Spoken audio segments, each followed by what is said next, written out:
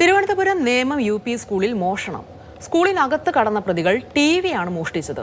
Store റൂമിൽ നിന്ന് മൺവെട്ടി ഉൾപ്പെടെയുള്ള കൃഷി ഉപകരണങ്ങൾ കൊണ്ടാണ് ക്ലാസ് മുറിയുടെ വാതിൽ പൊളിച്ച് മോഷ്ടാക്കൾ അകത്ത് കയറിയത്.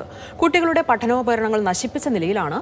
ക്ലാസ് മുറി വൃത്തിയാക്കാൻ ജീവനക്കാർ എത്തിയപ്പോഴാണ് ഈ മോഷണം നടന്ന വിവരം അറിയുന്നത്.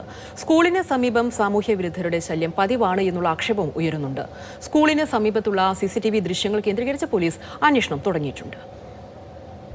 നമ്മുടെ സ്കൂളിൻ്റെ ക്ലീനിങ് സ്റ്റാഫ് ക്ലാസ് തുറക്കുമ്പോഴത്തേക്കും ഈ അനക്സിലെ 3 ക്ലാസ്സുകളുടെ ഓടാമ്പൽ പൊട്ടിച്ച് അകത്ത് കയറി നമ്മുടെ സ്കൂളിൻ്റെ ഒരു TV ആരോ മോഷ്ടിച്ചുകൊണ്ട് പോവുകയും തുടർന്ന് അകത്ത് കയറി നോക്കിയപ്പോൾ സാധനങ്ങളെല്ലാം പഠനോപകരണങ്ങളെല്ലാം വാരി കയറി.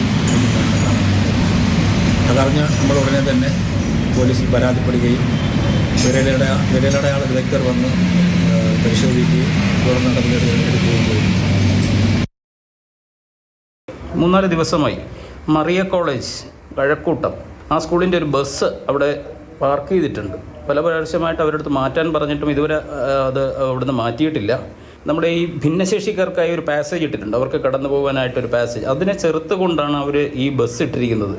അടിയന്തരമായി ഈ ബസ്സിനെ ഇവിടുന്ന് മാറ്റി. ഇന്നലെ ഒരു മോഷണം നടന്നതെന്ന് പറയാം. ഈ മോഷണം നടന്നതെന്ന് കാരണം പറഞ്ഞാൽ ഈ ബസ് ഈ സ്കൂളിനെ റോഡിൽ കൂടെ പോകുന്ന ആൾക്കാർക്ക് അല്ലെങ്കിൽ എന്തെങ്കിലും അതിനകത്ത് നടക്കുകയാണെങ്കിലോ അല്ലെങ്കിൽ കയറി ചാടുകയോ ഉണ്ടെങ്കിൽ കാണാൻ പറ്റും. പക്ഷേ ഈ ഒരു ബസ് അത് ക്രോസ് ചെയ്തിട്ടിരിക്കുന്ന കാരണം അതിനകത്ത് എന്ത് നടക്കുന്നു എന്നറിയാൻ പറ്റാത്തൊരവസ്ഥയും കൂടെ ഉണ്ട്.